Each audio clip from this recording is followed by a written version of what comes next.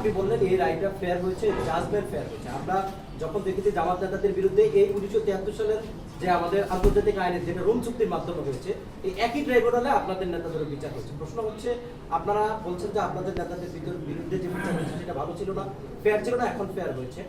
কোন প্রেক্ষাপটে বলছেন যে বিচারটা ফেয়ার হয়েছে? যেহেতু একই ট্রাইব্যুনাল হয়েছে, আওয়ামী লীগ নেতৃবৃন্দ বলছে এটা পূর্ব নির্ধারিত রায়। এক, এই বিচারকের রায় আজকে অনেকগুলো বিষয় তুলে আনা হয়েছে। আমি একটু বলিনি, দল হিসাবে আওয়ামী লীগকে, ছাত্রলীগ, যুবলীগকে বারবার বলা হয়েছে তারা এই কমিটেড, মানে ভিন্ন অপরাধ আছে এটার সাথে তারা জড়িত। এই ট্রাইব্যুনালে জামাতকে নিষিদ্ধ করা হয়েছিল দল হিসাবে আন্তর্জাতিক অপরাধে এই অপরাধের জন্য। আপনারা আওয়ামী লীগকে দল হিসাবে নিষিদ্ধের জন্য করবেন কিনা?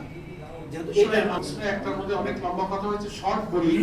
আমার ব্রিফিং এর মধ্যে এই বিচার কেন স্বচ্ছ, কেন নিরপেক্ষ, সেটার যুক্তিগুলো আমি দিয়েছি। কত স্বচ্ছ, কত ফেয়ার বিচারটা হয়েছে।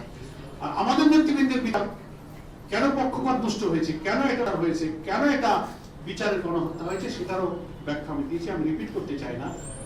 মানে রায় বাইরে থেকে লিখে দিয়ে স্কাইপে কেলেঙ্কারি হয়েছে, আদালত চত্বর থেকে আসামি গুম করা হয়েছে, তাই না? ফলে সেখানকার সরকার তখন একটা পলিটিক্যাল গভর্নমেন্ট ক্ষমতায় ছিল, বিচারক, বাদী, সাক্ষী সব রাজনৈতিক একটা দলের ছিল।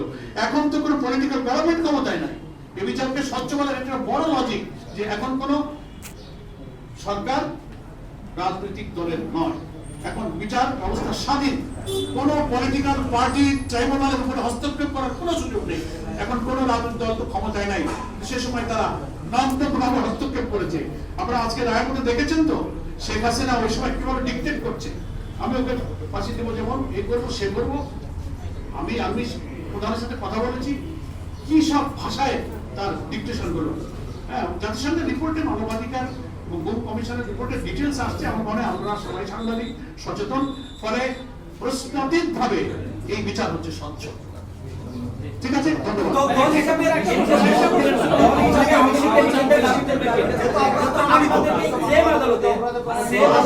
আমরা তো এই রাজনৈতিক দল হিসেবে তাদের কার্যক্রম যখন স্থগিত করা হলো, আমাদের দাবি ছিল, আমরা রাজপথে ছিলাম। এখন আমাদের 5 দফার মধ্যে ফ্যাসিস্টদের, দোসরদের রাজনৈতিক কার্যক্রম নিষিদ্ধের দাবি আমাদের অব্যাহতই আছে।